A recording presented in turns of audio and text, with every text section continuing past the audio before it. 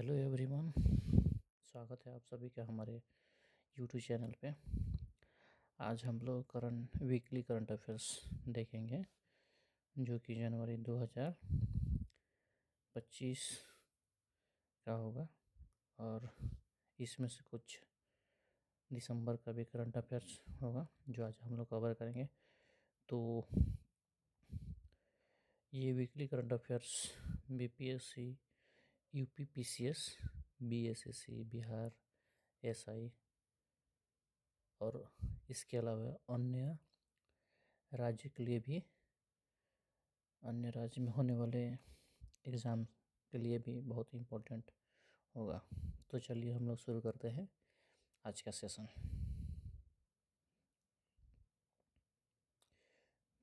तो हम देखेंगे आज का पहला टॉपिक होगा तमिलनाडु के मुख्यमंत्री M.K. स्टालिन ने कन्याकुमारी में भारत के पहले ग्लास ब्रिज का उद्घाटन किया। यह वास्तुशिल्प चमत्कार दो प्रतिष्ठित स्थलों विवेकानंद मेमोरियल और तिरुवल्लुवर प्रतिमा को जोड़ता है। तो हम ये देखेंगे कि तमिलनाडु के जो मुख्यमंत्री हैं M.K. स्टालिन, उन्होंने कन्याकुमारी में भारत के पहले ग्लास ब्रिज का उद्घाटन किया और ये किन किन जगहों को आपस में जोड़ेगा, जो यह वास्तुशिल्प चमत्कार दो प्रतिष्ठित स्थलों जो कि विवेकानंद मेमोरियल और तिरुवल्लुवर प्रतिमा को आपस में जोड़ती है। जो ग्लास ब्रिज ये याद रखिएगा कि ये भारत का पहला ग्लास ब्रिज है जो कन्याकुमारी में उद्घाटन किया गया। तो इससे संबंधित हम लोग कुछ बेसिक जानकारी भी देखते जाएंगे जो स्टैटिक्स पोर्शन को भी कवर करेगा। तो देखेंगे कि वर्तमान में जो तमिलनाडु के जो मुख्यमंत्री हैं M.K. स्टालिन है और इसके अतिरिक्त हम लोग कुछ वहाँ का जो इम्पोर्टेंट नेशनल पार्क है या टाइगर रिजर्व है वो भी हम लोग देखेंगे। तो पहला ये देखेंगे कि वहाँ का नेशनल पार्क कौन है। तो ये है गोइंडी राष्ट्रीय उद्यान, मन्नार की समुद्री राष्ट्रीय उद्यान जो तमिलनाडु में है, सत्यमंगलम बाघ अभयारण्य जो STR भी कहा जाता है, जिसे मधुमलाई राष्ट्रीय उद्यान, मुकुर्थी राष्ट्रीय उद्यान, अगला है इंदिरा गांधी अन्नामलाई राष्ट्रीय उद्यान, कलकक्कड़ मुंडनथोरई बाघ अभयारण्य जिसके। तो ये अब बेसिक ये स्टैटिक्स पोर्शन भी है कि हमसे कई बार एग्ज़ाम्स में ये पूछ दिया जाता है कि मधुमलाई राष्ट्रीय उद्यान कहाँ है, तो मिलान करने के लिए ये दिया जाता है। तो आप ये स्टैटिक्स में भी आप इसको याद रखना ज़रूरी है। ये स्टैटिक्स का ही ये एक पार्ट है। तो आगे देखते हैं। जैसे आप ये मैप से भी, अगर मैप में भी देखेंगे तो आप इसे याद कर सकते हैं कि कौन सा नेशनल पार्क कहाँ है। तो आप कोशिश कीजिएगा कि इस तरह का जब भी कोई प्रश्न आ रहा हो तो अगर आप मैप में किए होंगे तो आसानी से प्रश्न को हल कर सकते हैं। आगे देखते हैं। एशियाई विकास बैंक ने भारत सरकार के साथ दो प्रमुख ऋणों पर हस्ताक्षर किए जिनकी कुल राशि 850 मिलियन अमेरिकी डॉलर है। 500 मिलियन अमेरिकी डॉलर का पहला ऋण शहरी परियोजनाओं, शिक्षा और स्वास्थ्य सेवा जैसे क्षेत्रों को संबोधित करते हुए India infrastructure company limited IIFCL के माध्यम से हरित और टिकाऊ बुनियादी ढांचों का समर्थन करेगा। तो ये इंडिया और EDB बैंक के बीच में जो समझौता हुआ है, जिसकी कुल राशि 850 मिलियन अमेरिकी डॉलर है। तो ये शहरी परियोजनाओं, शिक्षा और स्वास्थ्य पर जैसी सेवाओं पर खर्च किया जाएगा। तो इसका बेसिक कुछ हम लोग देखेंगे कि एडीबी का हेडक्वार्टर कहाँ है। तो ये मांडुलियोंग फिलीपींस में है। ये कब एस्टेब्लिश किया गया था? तो 19 दिसंबर 1966 में। मेंबर कंट्री कौन कौन है और कितने हैं? तो इसमें 69 मेंबर कंट्री है। इंडिया कब ज्वाइन किया था इसे? तो 1966 में। आगे देखते हैं। रजत वर्मा जो वर्तमान में डीबीएस बैंक इंडिया के संस्थागत बैंकिंग समूह का नेतृत्व कर रहे हैं, 1 मार्च 2025 से डीबीएस बैंक इंडिया के नए सीईओ के रूप में कार्यभार संभालेंगे। वे सुरजीत सोम का स्थान लेंगे, जो एक सफल कार्यकाल के बाद सेवानिवृत्त हो रहे हैं। तो आपसे ये पूछेगा कि डीबीएस बैंक के नए सीईओ किसे नियुक्त किया गया है? तो वो है रजत वर्मा। और ये भी पूछा जा सकता है कि रजत वर्मा किनका स्थान लिए हैं जो डीबीएस बैंक में नए सीईओ के रूप में कार्य संभालेंगे? तो वो है सुरजीत सोम। तो ये देखेंगे डीबीएस के बारे में हम लोग कुछ बेसिक नॉलेज रखेंगे कि डीबीएस बैंक का हेडक्वार्टर कहाँ है। तो हेडक्वार्टर है सिंगापुर, जिसे हम डेवलपमेंट बैंक ऑफ सिंगापुर के नाम से भी जाना जाता है। एस्टेब्लिश देखें कि ये कब बना? 16 जुलाई 1968 में। अगला टॉपिक देखते हैं। देश के सबसे पुराने व्यापारिक चैम्बरों में से एक associated chambers of commerce and industry of India, जिसे हम लोग एसोचैम के नाम से भी जाना जाता है, मनीष सिंघल को अपना नया महासचिव नियुक्त किया है। तो एसोचैम के महासचिव किसे नियुक्त किया गया है? तो वो है मनीष सिंघल। ये याद रखिएगा। एसोचैम क्या है? एसोचैम एक नॉन गवर्नमेंटल ऑर्गेनाइजेशन है, जिसे हम लोग एनजीओ भी कहते हैं। तो इसका स्थापना कब हुआ था? तो ये याद रखेंगे 1920 में। और एसोचैम के फाउंडर कौन थे कि किन्होंने इसे स्थापित किया? तो वो है निरंजन हीरानंदानी। अगला देखते हैं। उत्तर प्रदेश कैडर के 1993 बैच के आईपीएस अधिकारी बितुल कुमार को अनीश दयाल सिंह की सेवानिवृत्ति के बाद केंद्रीय रिजर्व पुलिस बल सीआरपीएफ का कार्यवाहक महानिदेशक नियुक्त किया गया। तो आपसे ये पूछा जाएगा कि ये नियुक्ति में कभी कभी ये पूछ दिया जाता है कि, तो आप ये याद रखेंगे कि सीआरपीएफ के नया महानिदेशक किसे नियुक्त किया गया है?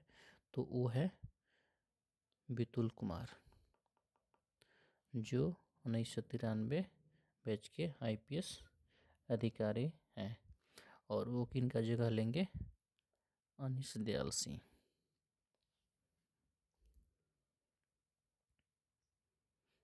अगला देखते हैं। 334 कर्मियों वाली भारतीय सेना की टुकड़ी ने बटालियन स्तरीय संयुक्त सैन्य अभ्यास सूर्य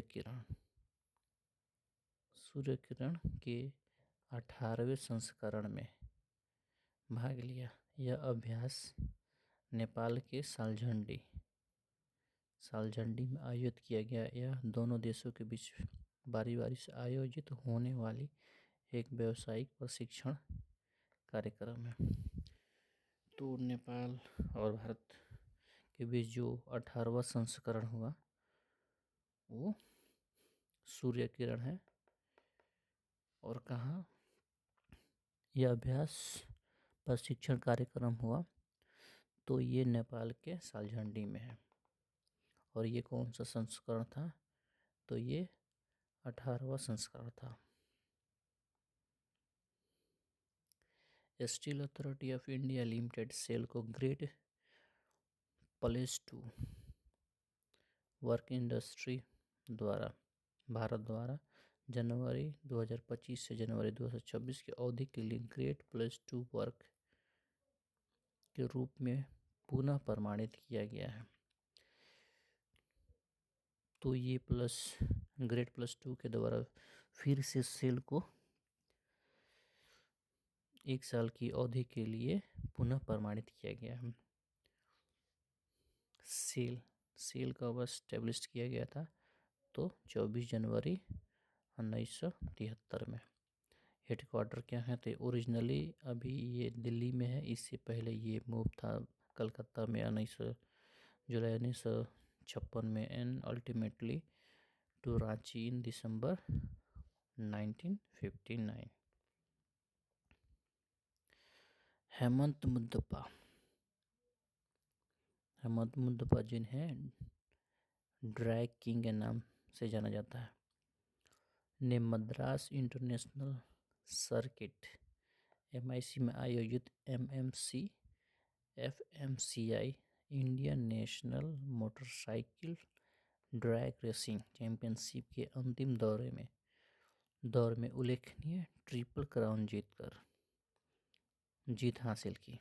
तो ये एक मोटरसाइकिल ड्रैगिंग रेसिंग चैंपियनशिप में इन्होंने हेमंत मुद्दप्पा, जिन्हें हम ड्रैगिंग के नाम से भी जाना जाता है, तो उन्होंने अंतिम दौर में ट्रिपल क्राउन जीत हासिल किया।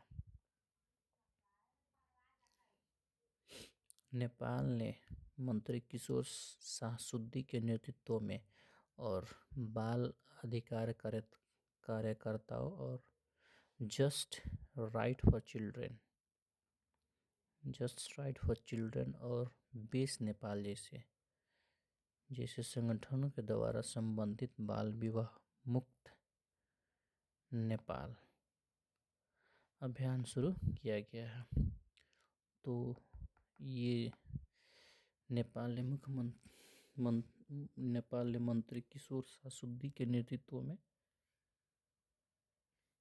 बाल अधिकार कार्यकर्ताओं और जस्ट राइट फॉर चिल्ड्रन का एक संगठन है, जो बाल विवाह मुक्त नेपाल अभियान शुरू किया गया है।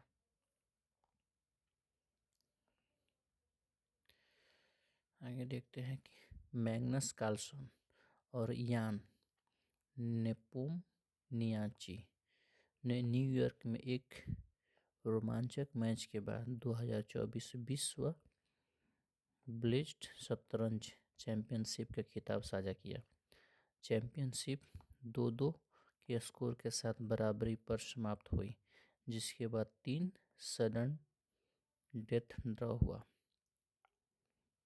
तो ये मैग्नस कार्लसन और यान नेपोनियाची के बीच में ये शतरंज का खेल आयोजित किया गया, जिसमें 2-2 के स्कोर के साथ बराबरी पर समाप्त हुई और ये 3 सडन डेथ ड्रॉ हुआ।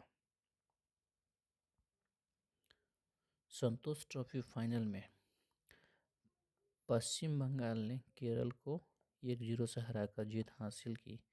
संतोष ट्रॉफी फाइनल में केरल के खिलाफ पश्चिम बंगाल के जीत ने उनकी रिकॉर्ड 33वीं चैंपियनशिप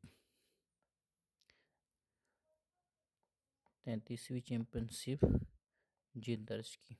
तो ये केरल के खिलाफ में जो है पश्चिम बंगाल के जीत ने उनकी रिकॉर्ड 33वीं चैंपियनशिप जीत दर्ज की है। जो संतोष ट्रॉफी में पश्चिम बंगाल ने केरल को 1-0 से हराकर जीत हासिल की, तो इसमें केरल की हार हुई। भारतीय नौसेना मुंबई में नौसेना डॉकयार्ड में 3 प्रमुख बेड़ों की संपत्तियां नीलगिरी, सूरत और बागसीर को चालू करने के लिए तैयार है। भारतीय नौसेना मुंबई में नौसेना डॉकयार्ड में 3 प्रमुख बेड़े की संपत्तियों जिनमें नीलगिरी, सूरत और बागसीर को चालू करने के लिए तैयार है। यह भारत की समुद्री क्षमताओं और विदेशी जहाज निर्माण पहलों में एक महत्वपूर्ण विकास को दर्शाता है।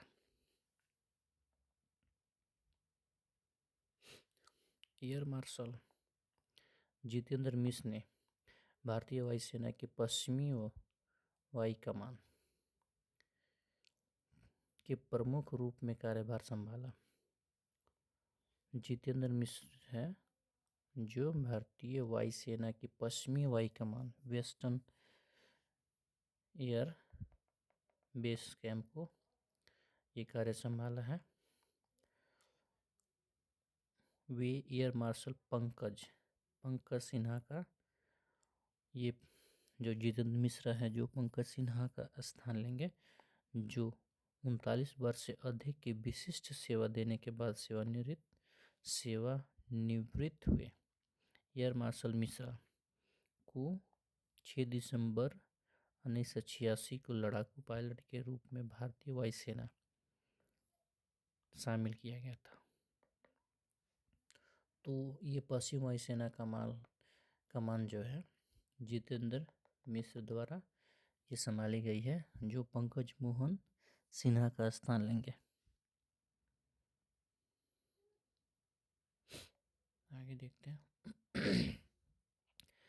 प्रधानमंत्री नरेंद्र मोदी की अध्यक्षता में केंद्रीय मंत्रिमंडल ने प्रधानमंत्री फसल बीमा योजना PMFBI और पुनर्गठित मौसम आधारित फसल बीमा योजना को 2025 से 26 तक जारी रखने की मंजूरी दी गई, जिसे हम PMFBI योजना के नाम से भी जानते हैं। अगला देखेंगे। गुजरात के मुख्यमंत्री भूपेंद्र पटेल ने स्वर जिसे भाषण और लिखित विश्लेषण संसाधन प्लेटफॉर्म नाम एक नई नागरिक केंद्रित पहल शुरू की है। तो बेसिक जानकारी रखेंगे कि वर्तमान में गुजरात के मुख्यमंत्री कौन है, तो ये हैं भूपेंद्र पटेल। और ये स्वर जिसे हम लोग भाषण और लिखित विश्लेषण संस्थान एक प्लेटफॉर्म है, और ये कहाँ स्थापित किन किन जगहों पे किया जाएगा। तो ये है नागेश्वर मंदिर, सोमनाथ मंदिर, समुद्री कच्छ की खाड़ी में, और नल सरोवर पक्षी अभयारण्य, काकरपारा परमाणु ऊर्जा संयंत्र, नारायण सरोवर वन्यजीव अभयारण्य, Sardar Sarovar hydro electric power plant, Porbandar झील वन्य अभयारण्य। तो इन जगहों पे स्वर जो प्लेटफॉर्म है, जो भाषण और लिखित विश्लेषण संशोधन प्लेटफॉर्म के नाम से एक नई नागरिक केंद्रित पहल शुरू की गई है। तो इन जगहों पे इन्हें शुरू किया गया है। आगे देखते हैं। गोवा में मनोहर इंटरनेशनल एयरपोर्ट, जिसे GOX के नाम से भी जाना जाता है, GMR गोवा इंटरनेशनल एयरपोर्ट द्वारा संचालित किया जाता है। ट्रैवल लीजर इंडिया के सर्वश्रेष्ठ पुरस्कार 2024 में सर्वश्रेष्ठ घरेलू हवाई अड्डा का पुरस्कार दिया गया। तो ये सर्वश्रेष्ठ घरेलू हवाई अड्डा का जो पुरस्कार है उसे मोहन इंटरनेशनल एयरपोर्ट को दिया गया। रवांडा ने 42 दिवसीय अवलोकन अवधि के दौरान कोई नया मामला सामने नहीं आया। जो सबसे पहले ये देखेंगे कि ये मार्ग वायरस एक बहुत खतरनाक प्रकोपी एक वायरस है, जिसके कारण से 42 दिनों तक की अवधि एक तरह से समाप्ति की घोषणा की गई, जो प्रकोप के परिणाम स्वरूप 66 जो थे मामले सामने आए थे, जिसमें से 15 की मौत हो गई है। ये 21 दिन तक अवधि जो थी ये बंद किया गया था, ठीक है, 41 दिनों तक। और 42वें दिन देखा गया कि इस तरह का कोई भी वायरस अभी प्रकोप में नहीं है, तो उसको समाप्त कर दिया गया।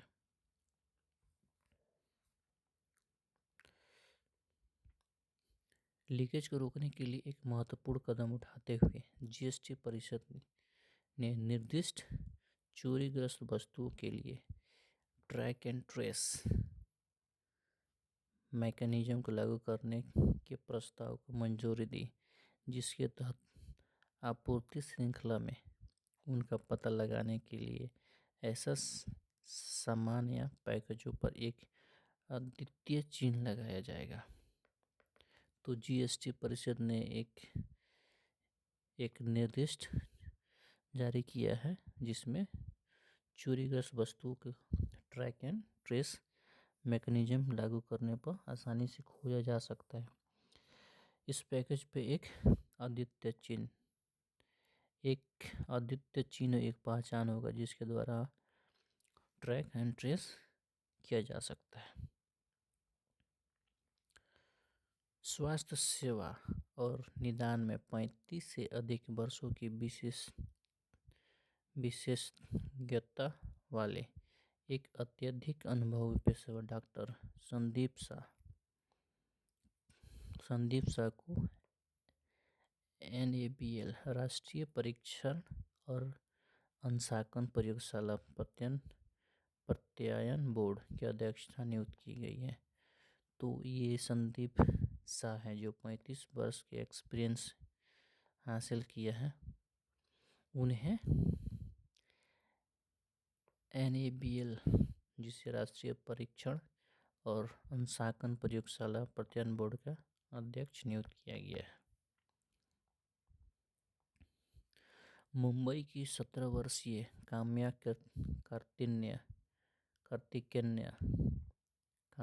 कार्तिकेयन ने सभी 7 महाद्वीपों की सबसे ऊंची चोटी पर विजय प्राप्त करते हुए 7 समिट चैलेंज को पूरा करने वाले सबसे कम उम्र की महिला बनी, जो असाधारण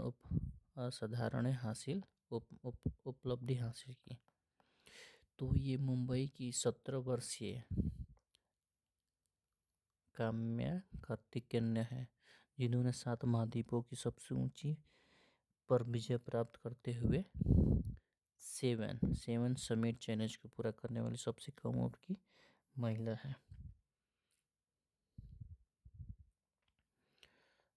अल्मोड़ा के 23 वर्षीय भारतीय बैडमिंटन स्टार लक्ष्य सेन ने हॉकी में king cup international badminton open में तीसरा स्थान हासिल किया है। तो ये अल्मोड़ा के 23 वर्षीय भारतीय बैडमिंटन स्टार लक्ष्य सेन ने बैंकॉक में king cup international badminton open में तीसरा स्थान हासिल किया है। तो एग्ज़ाम में आपसे ये पूछ देगा कि स्टार लक्ष्य सेन जो है उनका संबंध किस खेल से है, तो आप याद रखिएगा कि ये बैडमिंटन से संबंधित है।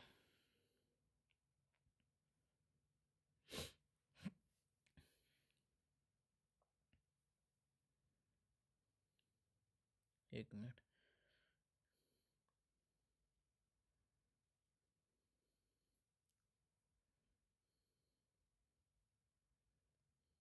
ये ये इससे पहले भी हम लोग देख चुके हैं कि भारत और नेपाल के बीच संयुक्त अभ्यास सूर्य किरण जो था 18वां संस्करण नेपाल के सालझंडी में हुआ था। तो इस अभ्यास में भारतीय सेना के बीच कौन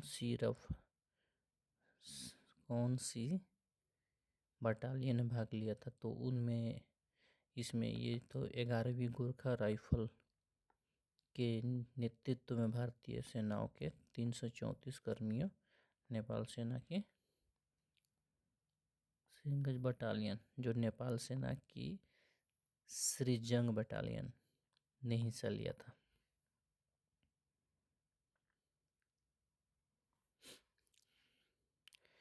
दो 2024 में भारत का विदेशी मुद्रा भंडारण जो फॉरेक्स रिजर्व है भारत का 700 बिलियन डॉलर को पार कर गया, जिससे यह विश्व स्तर पर चौथा सबसे बड़ा भंडार बन गया है। तो ये वर्ल्ड लेवल पर चौथा सबसे फॉरेक्स रिजर्व में ये चौथा स्थान है भारत का।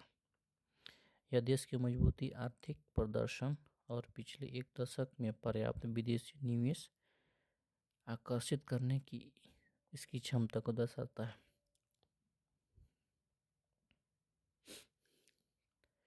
चीन ने J-36 पेश किया है जो अगली पीढ़ी की स्टील्थ फाइटर जेट है, जिसकी विशेषता टेललेस डिजाइन और बेहतर स्टील्थ विशेषता है, जिससे रडार सिस्टम द्वारा इसका पता लगाना कठिन हो जाएगा। देखिए कि जो चीन ने ये जो बनाया हुआ है ये अगली पीढ़ी का स्टील फाइटर जेट है, जिसे J-36 के नाम से जाना जाता है। और ये ऐसा से बनाया गया, ये ऐसा फाइटर जेट है जिसे रडार सिस्टम से भी पता लगाना मुश्किल है।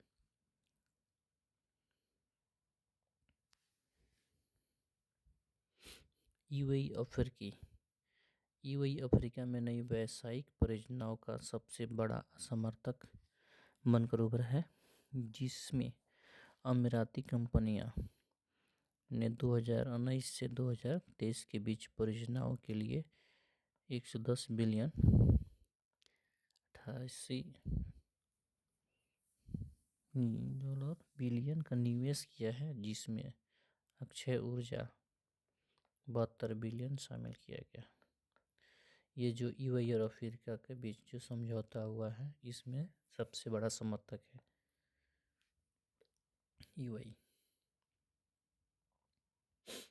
भारत और मॉरिशस ने मॉरिशस के जल क्षेत्र में नौवहन सुरक्षा बढ़ाने के उद्देश्य से संयुक्त हाइड्रोग्राफिक सर्वेक्षण शुरू करने के लिए आईएनएस सर्वेक्षण पर एक संयुक्त समन्वय बैठक की।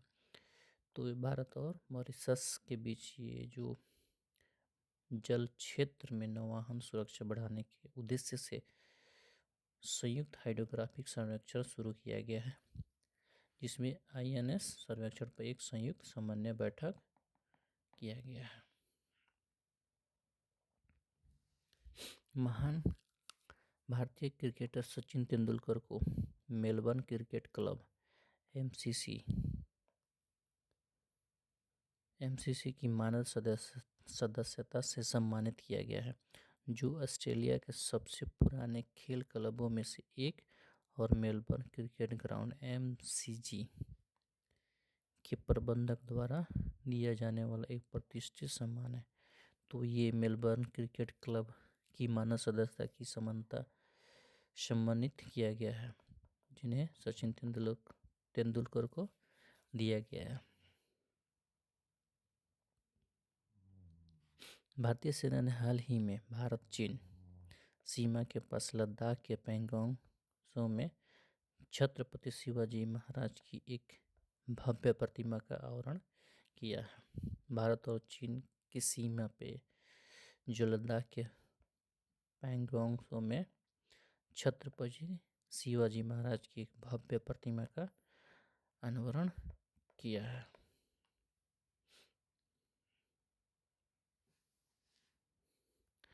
भारतीय अक्षय ऊर्जा विकास एजेंसी लिमिटेड ने संगठन के भीतर संचार, सहयोग, परिचालन दक्षता में सुधार के लिए एक नया उन्नत इंटरनेट पोर्टल लॉन्च किया है। पुनर्निर्मित प्लेटफॉर्म का उद्घाटन इरेडा के सीएमडी श्रीपद कुमार दास ने वरिष्ठ अधिकारियों की उपस्थिति में किया, जो आंतरिक परिचालन के आधुनिकीकरण में एक महत्वपूर्ण कदम है।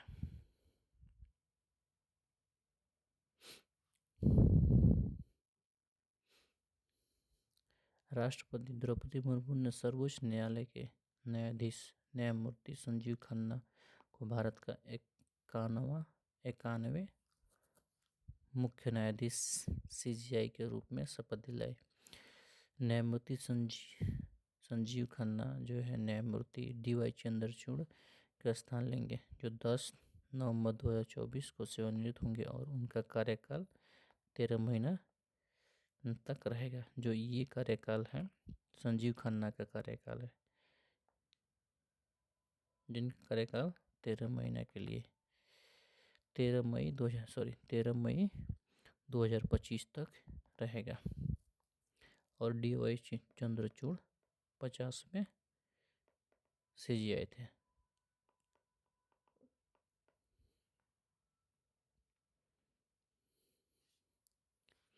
केंद्रीय वित्त और कॉर्पोरेट मामलों की मंत्री निर्मला सीतारमण ने राष्ट्रीय एमएसएमई क्लस्टर आउटरीच कार्यक्रम का शुभारंभ किया, जिसका आयोजन वित्तीय सेवा विभाग, डीएफएस, वित्त मंत्रालय, भारत सरकार और भारतीय लघु उद्योग विकास बैंक सिडबी द्वारा संयुक्त रूप से किया गया। G20 आपदा जोखिम न्यूनीकरण DRR कार्य समूह की मंत्री स्तरीय बैठक बेलेम, ब्राजील में आयोजित की गई, जिसमें वैश्विक आपदा जोखिम न्यूनीकरण प्रयासों के प्रति भारत की प्रतिबद्धता पर प्रकाश डाला गया। जो G20 का जोखिम न्यूनीकरण जो है उसका सम्मेलन जो बेलम, ब्राजील के बेलम में आयोजित किया गया, जिसमें वैश्विक आपदा न्यूनीकरण प्रयासों के प्रति भारत की प्रतिबद्धता पर प्रकाश डाला। केंद्रीय संचार मंत्री ज्योतिरादित्य एम सिंधिया ने नई दिल्ली में दक्षिण एशियाई दूरसंचार नियामक परिषद SATRC 25 की 25वीं बैठक का उद्घाटन किया गया। तो ये जो ज्योतिरादित्य एम सिंधिया जो है उन्होंने SATRC की 25वीं बैठक के नई दिल्ली में संबोधित किया। रक्षा मंत्री राजनाथ सिंह ने अरुणाचल प्रदेश के तवांग में मेजर रालिंगनाओ बाब खातिंग वीरता संग्रहालय का उद्घाटन किया।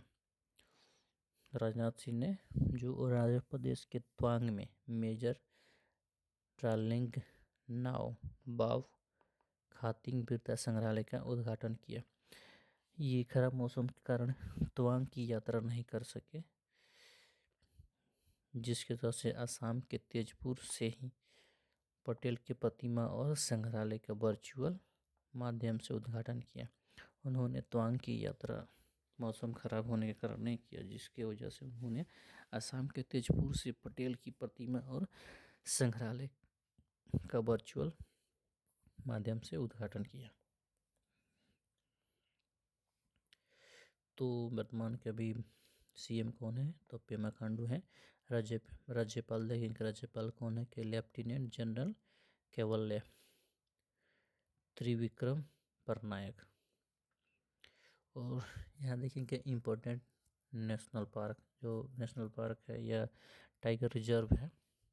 तो ये देखेंगे अरुणाचल प्रदेश में कौन कौन सा टाइगर रिजर्व है? तो Namdapha tiger reserve, Kamlang tiger reserve, Mouling national park. तो ये आप याद रखेंगे कि अरुणाचल प्रदेश में कौन महत्वपूर्ण टाइगर रिजर्व और नेशनल पार्क है। संयुक्त राज्य अमेरिका स्थित वेब लाइफ साइंसेज ने नैदानिक स्तर पर आरएनए संपादन के माध्यम से आनुवंशिक स्थिति का इलाज करने वाली पहली कंपनी बनकर एक महत्वपूर्ण उपलब्धि हासिल की है। तो संयुक्त राज्य अमेरिका स्थित वेब लाइफ साइंसेज ने नैदानिक स्तर पर आरएनए संपादन के माध्यम से एक आनुवंशिक स्थिति का इलाज करने वाली पहली कंपनी बनकर एक महत्वपूर्ण उपलब्धि हासिल की है। महान भारतीय बिलियर्ड्स खिलाड़ी पंकज अडवाणी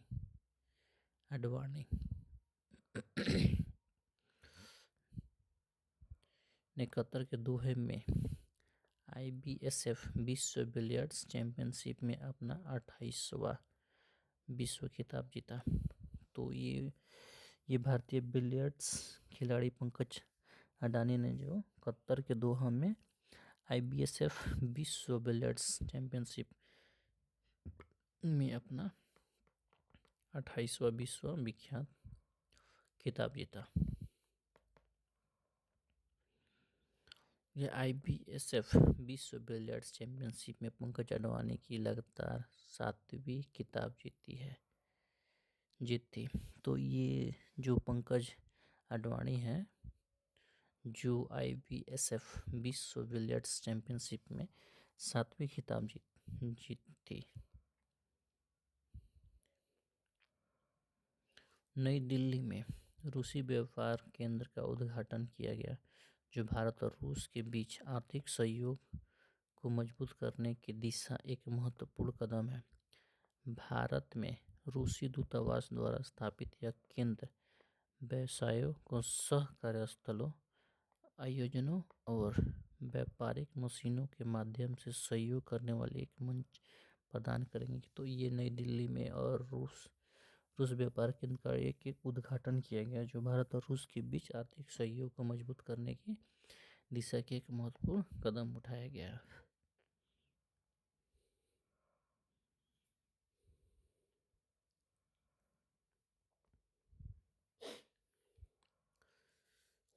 JBCN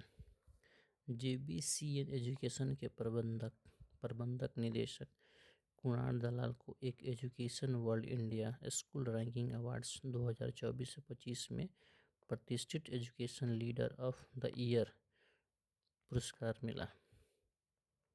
यह सम्मान शिक्षा क्षेत्र में उनका दूरदर्शी नेतृत्व का मान्यता देता है। तो ये JBCN एजुकेशन के प्रबंध निदेशक कुणाल दलाल है, उनको educational world India school ranking award 2024-25 दिया गया है। IIT भुवनेश्वर और मोसार्ट लैब्स ने इंजीनियरिंग स्नातकों के लिए सेमीकंडक्टर प्रौद्योगिकी और चिप डिजाइन में एक पेशेवर डिप्लोमा कार्यक्रम शुरू किया, जिस पर हस्ताक्षर अपनी साझेदारी को औपचारिक रूप लिया गया। तो ये है कि IIT भुवनेश्वर और मोसार्ट लैब्स के बीच ये समझौता किया गया, जो सेमीकंडक्टर प्रौद्योगिकी चिप डिजाइन में एक महत्वपूर्ण योगदान साबित होगा।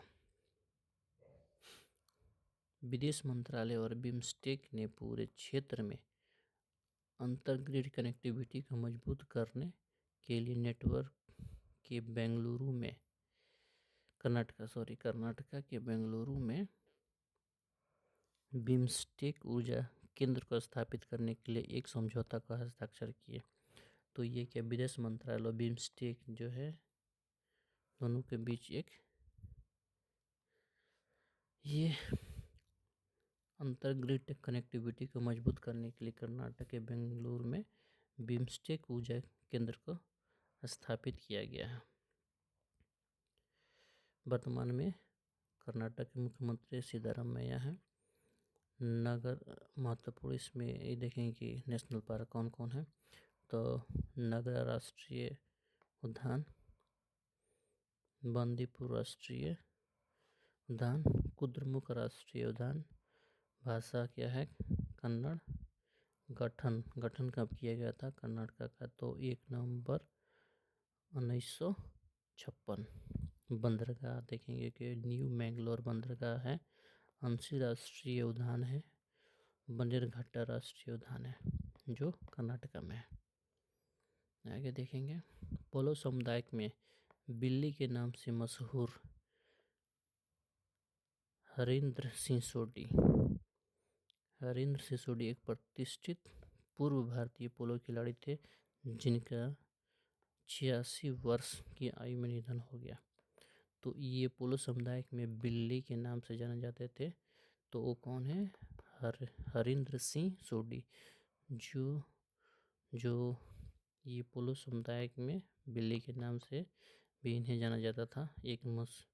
जिनका निधन 86 वर्ष में हो गई, जो भारतीय पोलो खिलाड़ी भी थे।